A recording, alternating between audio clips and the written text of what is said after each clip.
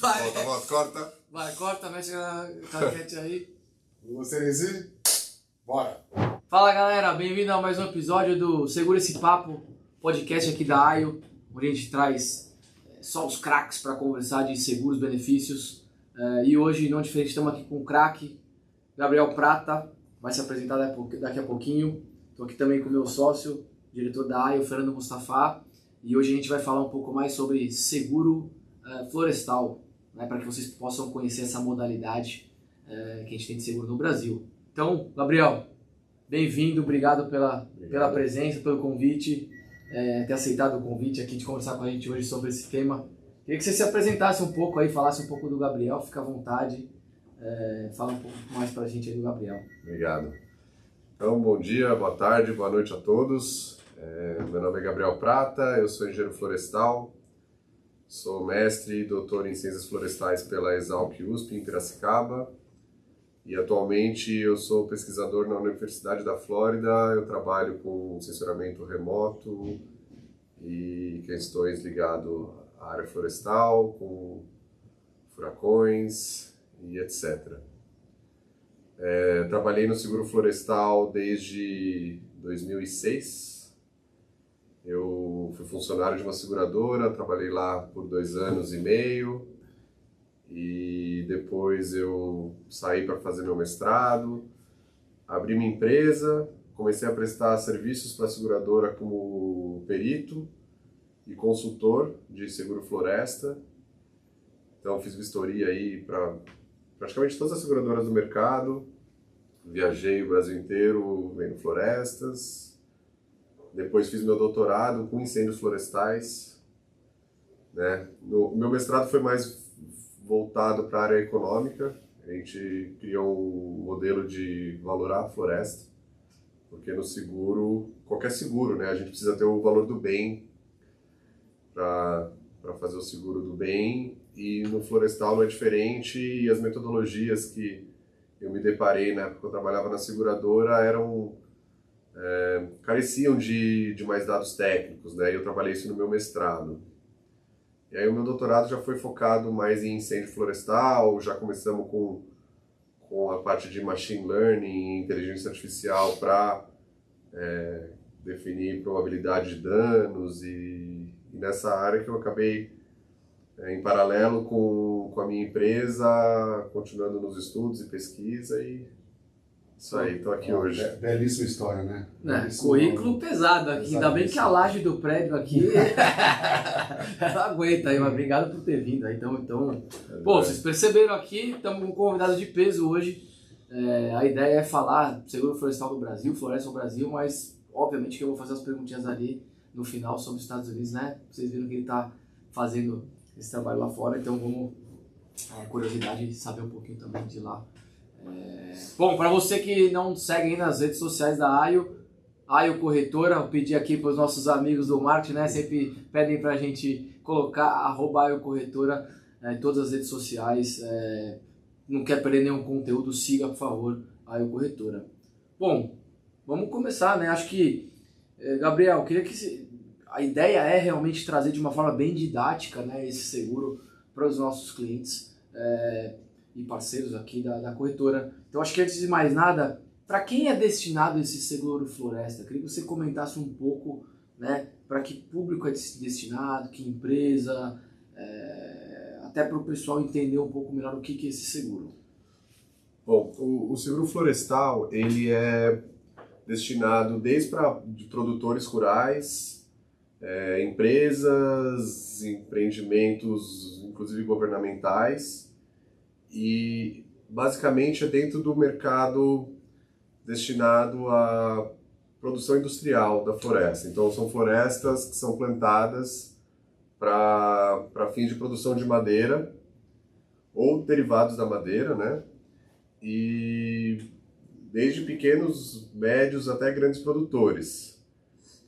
E basicamente o seguro ele é mais destinado à parte de florestas plantadas. O mercado de floresta plantada, ele é responsável por mais da metade do abastecimento de madeira do país. Então, existe muita mística e dúvidas sobre o setor de florestas plantadas, né? Você ouve por aí falando que é o deserto verde, que lá não tem biodiversidade, e não é bem por aí. Você vê, nossa mesa de madeira, madeira por todo lado, construção. Então a nossa sociedade depende muito de madeira e para evitar a exploração de florestas nativas como da Amazônia e tal, existem florestas plantadas. Então eu gosto sempre de deixar um exemplo, né? Então, produção ali de móveis, papel muito, né? Carvão. E aí vai tudo o que é objeto de madeira, até você falou agora na construção, né? Construção em concreto, os moldes são de madeira, né? Você pega até a folha do eucalipto também. Óleos, os óleos essenciais. Né? Então você tem exatamente óleos de eucalipto. Tem um monte de coisa. Você vai fazer um churrasco, você vai ver um carvão lá, carvão de eucalipto. De eucalipto, Então, toda essa pressão que existia sobre a madeira nativa, as florestas plantadas vieram para suprir. E para você plantar uma floresta, tem que investir dinheiro, né? O plantio de uma floresta, ele é um investimento como outro qualquer, que você põe um dinheiro lá e você vai ter um lucro lá na frente. Então você vai investir pesado aí, 10 mil reais no hectare, ao longo do tempo você vai investir mais dinheiro, e aí entra o seguro. Legal, né? Que você comentou isso, né? Então, para ser bem didático, então vamos dizer lá, vamos até falar de um pequeno produtor, só para, né? O cara vai lá, tem uma área, decide fazer uma plantação, então ele planta, vai ter um período ali, né, do cultivo, crescimento, que dependendo da madeira tem um prazo, né? Sim. O eucalipto, ele é responsável por mais de 75% das espécies florestais plantadas no Brasil. O eucalipto hoje em dia está em torno de 8 milhões de hectares plantados. Ele é 75%, seguido do pinus, né, o pinheiro aí, que tem aí por volta de 2 milhões de hectares plantados, e as demais espécies que entra a seringueira, que tem a produção de látex, que é bem significativa no norte e noroeste ali do estado de São Paulo, entrando para o Mato Grosso do Sul, Goiás. Tem bastante seringueira, tem bastante seguro de seringueira, já fiz bastante seguro de seringueira, áreas, visitei áreas de seringais e tudo mais.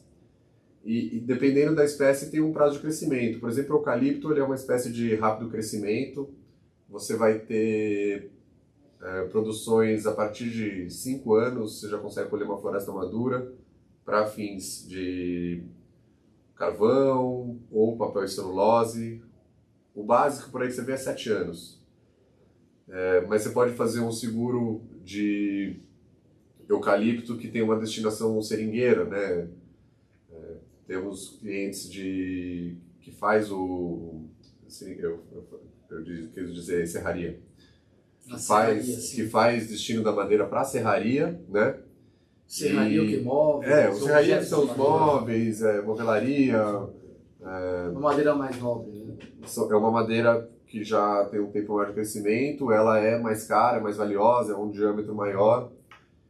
E aí você vai chegar a 20 anos de produção. Você vai colher nas madeiras de desbaste, que são... Você imagina que você planta 1.600 plantas por hectare. No 4º ano você corta as madeiras mais finas. Essa madeira que você colheu, você vai usar na construção civil para segurar as estruturas durante a construção. Durante a laje, tem lá todos isso. E então esses são os usos em paralelo, até para energia, até você tirar a madeira serrada. Escora, isso aí, essa é a palavra. Então é uma cadeia de produção bem ampla, né? E que exige um investimento alto. Legal. E o seguro florestal, que foi a primeira pergunta que você me fez, ele vem para suprir é uma mitigação do risco, porque conforme qualquer operação financeira, o plantio de florestas também é uma operação que tem um risco, só que o risco são riscos climáticos, né? E além de pragas. O seguro florestal no Brasil, ele não cobre pragas, ele vai cobrir Incêndio é uma cobertura básica, então qualquer É isso que eu seguro ia te perguntar, para você florestal... falar um pouco mais agora do seguro em si, das coberturas. O seguro florestal, a cobertura básica é incêndio, então todo e qualquer seguro ele é obrigado à contratação do incêndio. E aí tem as coberturas paralelas, as coberturas adicionais, que tem a cobertura de fenômenos meteorológicos, que cobre geada, seca, granizo, chuvas excessivas e tromba d'água. E tem a cobertura de vendaval. Às vezes ela pode estar dentro do fenômeno, às vezes ela vai estar fora. Do clausulado, né? E antigamente se segurava também queda de aeronaves, até precisamos investigar se as seguradoras ainda fazem, né, a cobertura de queda de aeronaves. Que é um risco, né? Sim. E são basicamente essas coberturas que atuam. Então, se você for ver lá, o objetivo do seguro floresta, garantir indenização ao produtor florestal pelos riscos cobertos, que são esses. E você vê que muitas vezes tudo interligado, né? A gente teve aqui no último episódio o Chaya falando de eventos climáticos, né? E ele comentou que o próprio seguro cobre diversos desses eventos que a gente comentou, né? Então, mas é um mercado, pelo que a gente estuda e vê por aí, um mercado ainda muito pequeno, o seguro florestal no Brasil, né? Apesar de ser destinado para os pequenos e médios produtores, é um mercado que está gerando em torno de quantos milhões em termos de prêmio arrecadado? Em 2023, segundo dados da SUSEP, fechou em torno de 20,8 milhões, 21 milhões de hectares. Pode parecer um valor alto, mas de prêmio emitido, de prêmio emitido. Eu estou com hectares na cabeça. 20 milhões de reais de prêmio emitido. E vocês, melhor do que eu, vão saber falar isso em comparação com o ramo de automóvel. Não é nada, né? Não. E ele vem crescendo. Eu comecei a trabalhar ali em 2006. A gente fazia 2 milhões, 3 milhões na época. Você vê que tá numa crescente, né? Mas ainda tem muito mercado para crescer. Nos meus trabalhos aí, nessa vida, eu estimei que menos de 5% da área florestal é segurada, ou em torno de 5%, fazendo algumas correlações aí. E você vê que tem bastante potencial. É um mercado pequeno, assim, de termos de seguro, né? Tem pequenos produtores, né, pela nossa leitura, mas também tem os gigantes, que cada vez mais está consolidado, né? Sim. E aí tenho minhas dúvidas se esses caras, esses players fazem seguro, ou eles praticam um autosseguro, né? Ou seja, eles assumem o risco porque são tão grandes que preferem investir em proteção. Então, eu vejo que isso o torna, né, o produto em si bem sensível, né? Porque qualquer sinistro maior de grande monta, enfim, a sinistralidade ela vai lá para cima. O Brasil é um país que tem um ambiente, né, uma amplitude territorial muito grande, né, com diversos estados, diversas empresas e tudo mais.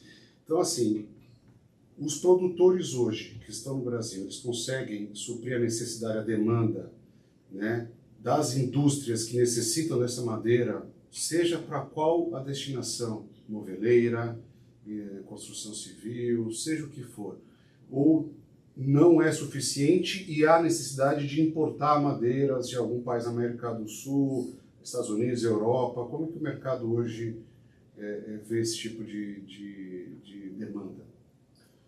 Bom, no mercado maior, né, que é o mercado de papel e celulose, as empresas elas tentam se autoabastecer, ser responsável pelo abastecimento de todo o seu consumo, né, da sua necessidade, mas elas também contam com parceiros, existem planos de fomento florestal, que elas já contam com madeiras de terceiros, ou ainda elas vão para o mercado atrás desses outros pequenos, médios produtores para suprir 100%. Por exemplo, em caso de algum sinistro que elas tenham e tal talhão não produziu, elas vão ter que ir para o mercado.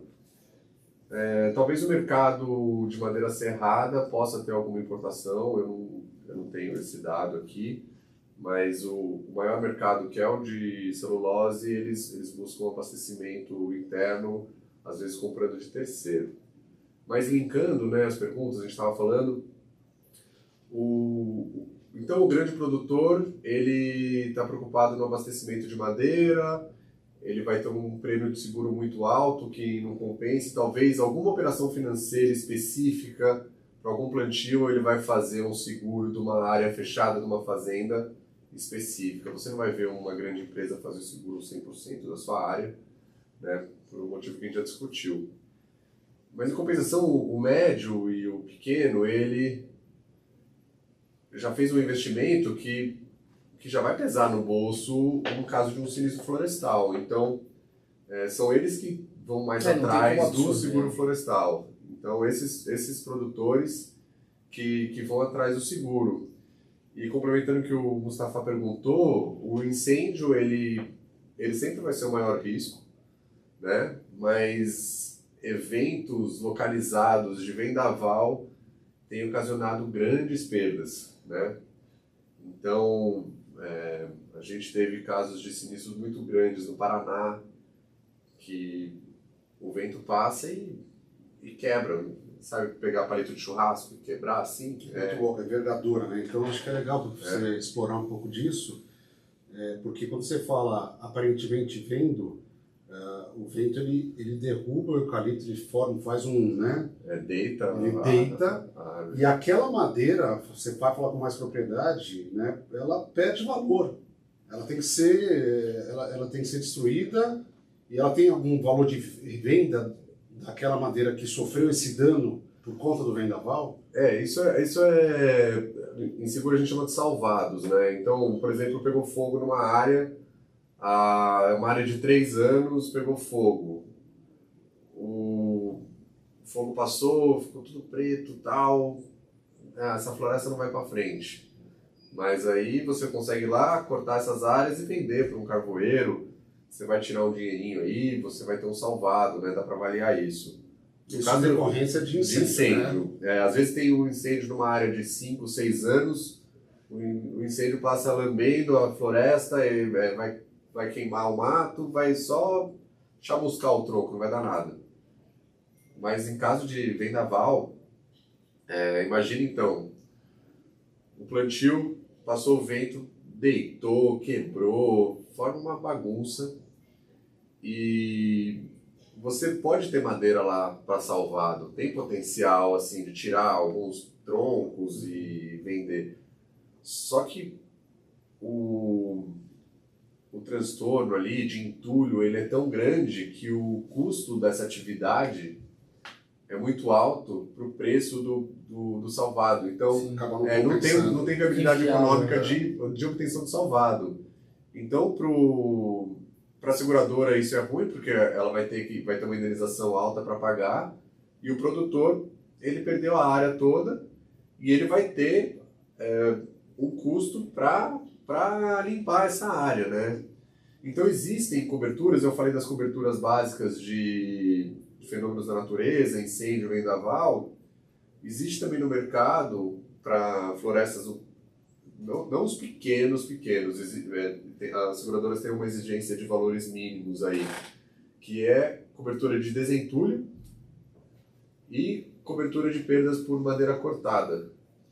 Porque é comum, numa plantação florestal, quando você colhe a madeira, você forma umas pilhas de madeira, então você está na estrada florestal, aquelas pilhas de madeira grande, e aquilo lá é um material combustível, né? Que em caso de, imagina um sinistro começa numa floresta, um incêndio passa para aquela madeira cortada, então existe uma cobertura adicional também de madeiras cortadas, mas tem várias regras para contratar, é mais específico. Assim, o sinistro, no final do dia, é um prejuízo para o produtor, né? Então, hoje, tanto o pequeno quanto o médio, o grande também, mas vamos focar aqui no pequeno e médio, eles possuem contingências, planos de emergência dentro da floresta para combate, por exemplo, ao incêndio. Sim. Né? Então, existe algum sistema de monitoramento por câmera, sei lá, sensor, né, que detecta já um foco, uma fumaça e já liga numa central, por exemplo, e aí tem uma equipe de bombeiro destinado, um caminhão-pipa, alguma coisa para combater isso, ou seja, no final do dia, apesar de ter a proteção do seguro, né, quanto menos perda tiver, melhor para o produtor, né? Sim, existe é denominado de plano de ajuda mútua entre empresas vizinhas que tem minha fazenda é vizinha da sua, você tem um caminhão, eu tenho um outro, e se eu tenho um sinistro, eu te ligo, o seu caminhão me ajuda e vice-versa. Esse é o sonho da seguradora se todos os segurados tivessem torres de vigilância. Existia até no passado categorias para enquadrar o risco florestal, categoria A, B ou C, que categoria A era aceros maiores de 25 metros, com torre de observação, mas o mundo ideal da seguradora é muito diferente do real. Por que uma pessoa um produtor vai abrir aceros de 50 metros? Imagina quanto que ele não perde de produção diária, né? Então, a realidade entre o mundo ideal da seguradora e do produtor, ele tem isso aí. E existem empresas hoje em dia que têm o uso de inteligência artificial com câmeras para detecção de incêndio. Tem câmeras lá ligadas, então como se fosse a torre. Como é que eram as torres de observação? Hoje em dia e antigamente, uma empresa com uma área florestal muito grande colocava ali 3, 4 torres, e essa torre tinha equipamentos e falava, olha, estou vendo um foco de incêndio no Nordeste 300 graus. Aí a outra, eu estou vendo também esse foco no Noroeste 120 graus. E aí o cara lá do planejamento com o mapa, a bússola, traçava assim, cruzava as informações. Então o incêndio está no talhão 25, vai lá e tal. Então para as empresas isso é muito comum, né? Para as grandes empresas.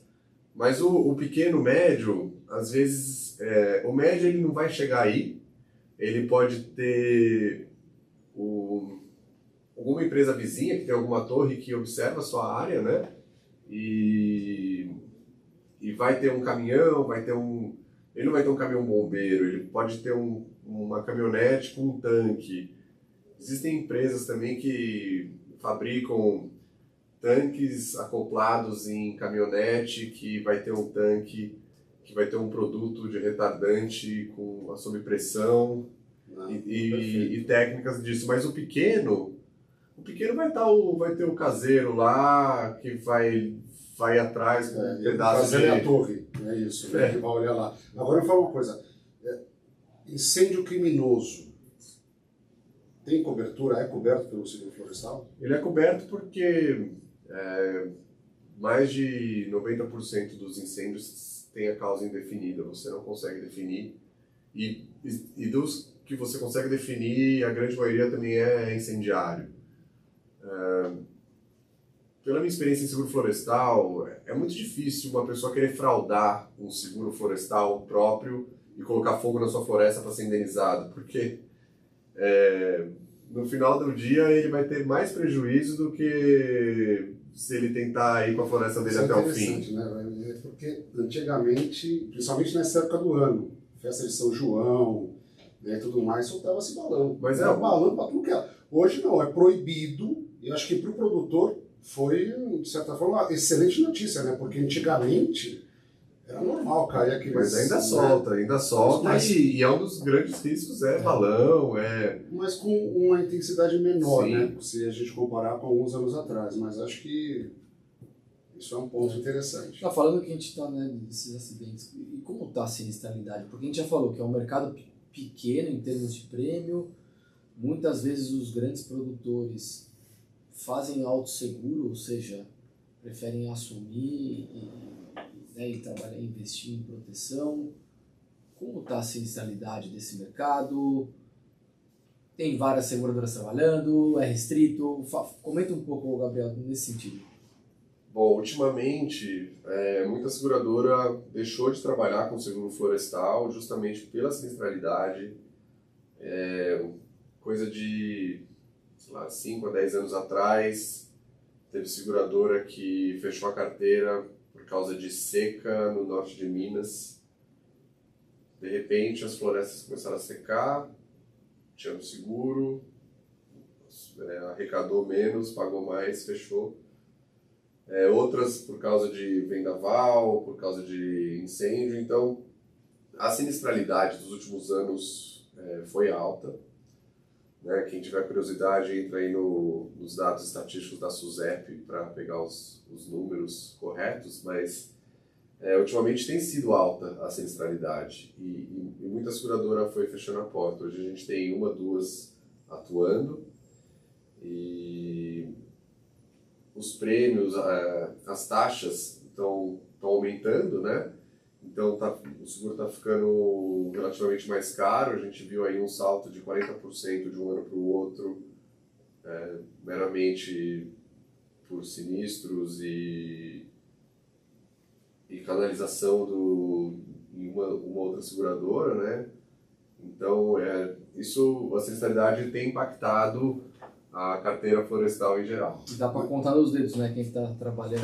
Sabemos. Agora, falar um pouco de restrição de mercado, isso não é só uma restrição, uma dificuldade do Brasil, né? Acho que todos os continentes, o mundo, né, vem passando por essa dificuldade. A gente acompanha um pouco do mercado europeu, né, a taxação. Então, acho que se a gente ir para um pouco, né, do lado da tendência, é uma tendência de fato os prêmios, as taxas, as franquias no Brasil aumentarem. Você com isso, né, e tendo, né, quem possui esse tipo de risco hoje e não contrata seguro, se arrecada mais prêmio e o mercado começa a ter uma visibilidade maior, uma proteção maior, com coberturas até maiores que atualmente não são ofertadas e praticadas no mercado local. Né? Então é uma tendência, de fato, isso não só no Brasil, mas no mundo, né? De aumento de taxa. Sim, a gente tem visto que os resseguradores, né, que para quem não conhece, o resseguro é como se fosse o seguro do seguro, né, o ressegurador internacional ele dá capacidade para o mercado local funcionar. E conversando com eles, ficou bem explícito esse cenário do seguro florestal atual e como é que estavam sendo lá fora, e o aumento de taxas, aumento de franquias, né? Para quem não conhece, o seguro florestal, assim como o outro, ele tem franquias. Essas franquias são normalmente de 5% a 10%, né, do valor da floresta. Então, o produtor ele vai ter um sinistro, para ele ser indenizado tem que ser superior a essa franquia. Então, no mínimo 5 a 10% de perda já foi. Sim. E essa visão de resseguradores e tal aumento de franquias, né? São algumas ferramentas das seguradoras para tentar balancear, né, essa sinistralidade. É um equilíbrio. Um equilíbrio daquilo que se coleta de prêmio, daquilo que se paga de sinistro, por isso que eu fiz a pergunta do mercado internacional. Mas é interessante. Agora, fala um pouquinho, né, voltando aqui para a nossa realidade. Existe algum incentivo de governo estadual, federal, né, para o seguro florestal? Para tornar até o seguro contratado por esse pequeno produtor mais atrativo. A pergunta é essa. Sim, desde 2003 existe o programa de subvenção ao seguro rural e o seguro florestal, fazendo parte, né, do seguro rural, ele tem a sua cota aí de benefício. E como é que funciona a subvenção ao seguro florestal? O seguro rural, no caso, o seguro florestal. Vamos supor que você tem um seguro aí, foi R$10.000 é o seu seguro, é o seu prêmio. Hoje em dia, 40% desse valor é subsidiado pelo governo federal. Então, de 10 mil, R$4.000 é pago pelo governo federal. E no estado de São Paulo, especificamente só em São Paulo, do que sobrou, metade o governo do estado de São Paulo paga. Então, no final das contas, o seu custo ali de seguro, seu prêmio de seguro é 10 mil. 40 mil vai ser pago pelo... 4 mil, 4 mil vai ser pago pelo federal, sobrou 3 mil. Então, no final das contas, você vai sobrar com 30% desse valor. Mas lembrando que isso São é limitado... em São Paulo é o seguro, é a subvenção estadual, e isso aí é limitado... 40. Isso, 40%. E tem um monte de limitação, né? É limitado pelo CPF ou CPNPJ, no máximo 60 mil reais, se eu não me engano, hoje em dia.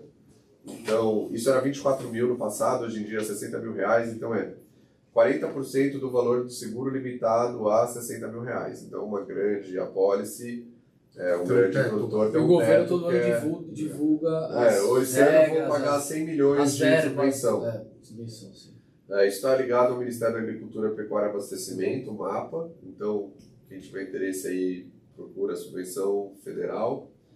E para você saber esses percentuais e tetos, o quanto de verba que está destinado. E para os nossos amigos que estão assistindo aqui, estão curiosos, como cota, quais são as informações que precisa mandar para a gente para pedir uma cotação, para pedir e os uma riscos conversa? de não informar corretamente, com base no que ele falou, Valor no de momento risco, do sinistro. Isso é importante, né? Sim. Porque senão, eu vou informar isso. Não, não é bem assim, existem regras. Temos casos aí, né, que tinha informação na proposta que a floresta seria cortada com tantos anos e foi uma informação errada, e a seguradora pode usar isso, né, como uma informação incorreta e pode acarretar uma não indenização. O produtor precisa passar área plantada, além dos dados da empresa, pessoal e tal, área plantada, espécie plantada, ano de plantio, destino da madeira. E hoje em dia, antigamente você pedia um croquis da floresta, então a pessoa desenhava, era até engraçado, desenhava um papel assim, rua, estrada, mata-burro, floresta. Não, hoje em dia você precisa mandar no Google Earth um limite da área, né? Isso faz parte da proposta. As tecnologias ajudam, né?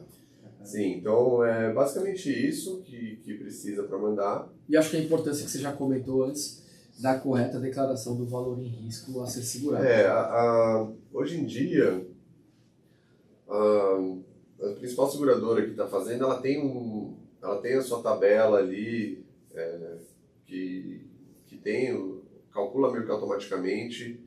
Inclusive foi baseado até no meu trabalho. Agora acho que está precisando de uma atualização, né, de valores, né? Cresceu muito o custo. Sim. Quando eu estava estudando, um tempo atrás, né, se falava que era R$1.000 o custo de produção de um hectare de eucalipto. Quando eu fiz esse trabalho para a seguradora em 2014, a gente falava em 4, 5. Hoje em dia se fala em 10, 12 mil reais por hectare. Cresceu adubo, preço de adubo, de muda, de tudo, né? Aumentou muito o valor das coisas. Então, esse é o custo de implantação de uma floresta, e o valor segurado ele vai ser proporcional nos primeiros anos basicamente ao seu investimento e com o passar dos anos ao seu valor comercial. Essa metodologia que eu criei lá atrás no meu mestrado, ela trazia uma visão de fluxo de caixa que, em vez de falar, agora é implantação e manutenção, o custo da floresta, o valor da floresta. Não, agora é comercial. Se você traz isso num fluxo de caixa, vai ser uma linha aí mais contínua e uma informação mais técnica para definir esse valor, né, que teoricamente vai ser puxado automaticamente, mas o segurado tem direito de criticar esse valor e pedir o valor correto. Uma dúvida que eu tenho, todas as seguradoras que trabalham aceitam todos os estados, regiões do Brasil? Tem algum problema por conta do solo? Às vezes você fala, pô, Localização. Localização. Tem alguma restrição? Hoje em dia tem. Quando eu comecei a trabalhar, aceitamos floresta em todo o território nacional. Aí, norte de Minas começou a ter problema de seca. Algumas seguradoras já falou, não aceitamos tal região, seguro de tal região.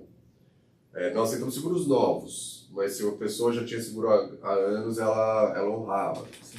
Às vezes tinha restrição, por exemplo, teve uma restrição no Mato Grosso do Sul, que hoje em dia o Mato Grosso do Sul é o estado que mais cresce em plantio de floresta. Legal.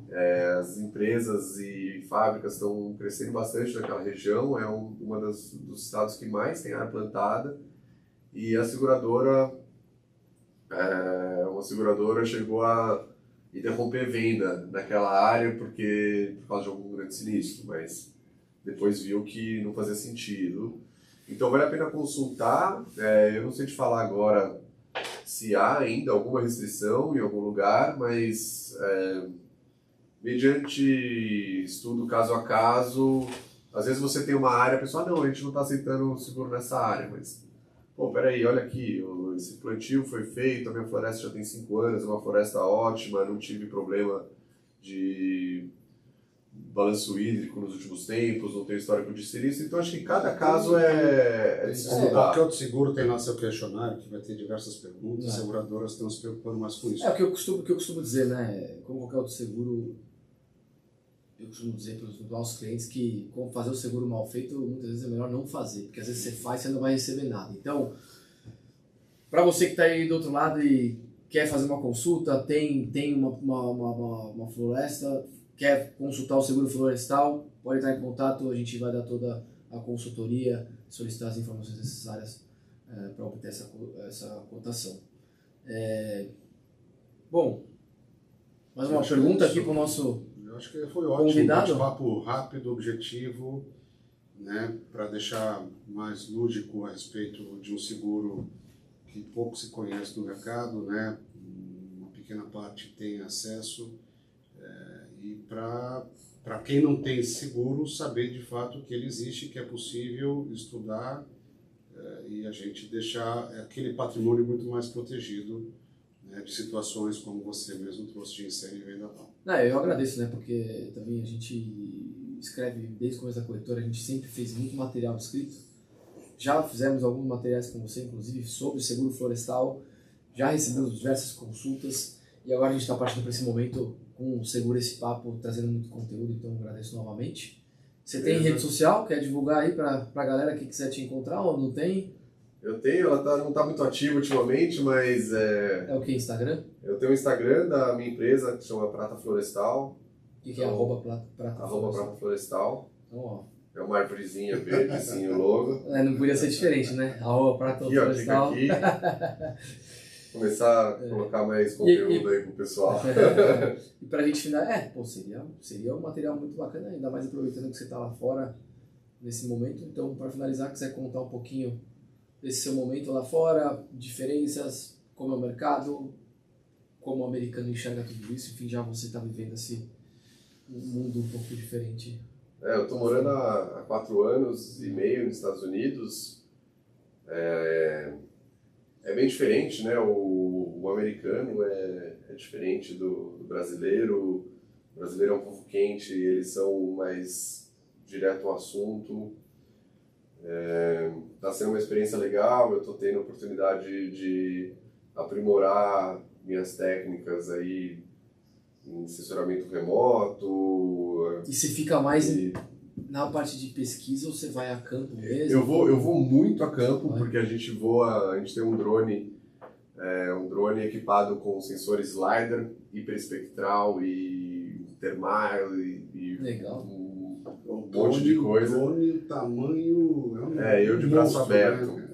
Né? Isso é muito interessante, essas novas tecnologias, né? O LiDAR, ele é um sensor a laser que faz o escaneamento de floresta. Então eu já trabalhei com isso desde o meu doutorado. Imagina uma floresta, como não sei se o público está vendo essa floresta aí atrás. Essa é nativa, mas... Mas ela, imagina, passa um avião ou um drone escaneando e você tem essa floresta 3D no seu computador. Isso, para a própria ferramenta de seguro florestal, é maravilhoso. Imagina se todo mundo que faz um seguro de uma floresta tem a sua floresta 3D escaneada. A seguradora vai ter uma informação que é preciosíssima. E depois, se você tem um outro voo desse depois... Um drone desse? Olha, um drone LiDAR, aqui no Brasil, você, a partir de 90 mil, 100 mil reais, você já consegue comprar um drone LiDAR Fora desse. deve ser mais barato. Sim, lá fora é mais barato e com esse monte de sensor aí, que normalmente agora por enquanto está mais em pesquisa. Deve ser. Às vezes você paga $30 mil num drone, Mas 40 tem mil, um equipamento. só que você tem $250 mil de sensor. E você faz seguro do drone também. E o drone tem que ter seguro. Tem que ter seguro. Tem que ter seguro, porque os drones caem. Para ele e para o dano que ele causar para o outro. Para a floresta, ou para Isso vai ser o episódio de um outro Segura Esse Papo pra gente falar aí de... Porque os drones caem e o seguro vai garantir aí o produtor ou o dono do drone não ser. Pô, obrigado aí por ter vindo novamente. Muito legal o bate-papo. Eu que agradeço a oportunidade de estar falando, divulgando o trabalho e auxiliando a corretora. Somos parceiros aí já de algum tempo, né? Temos clientes juntos. Bom, Muito bom. Então estamos finalizando mais um Segura Esse Papo. Para você que acompanhou a gente até aqui, muito obrigado. Conteúdo de qualidade, informal.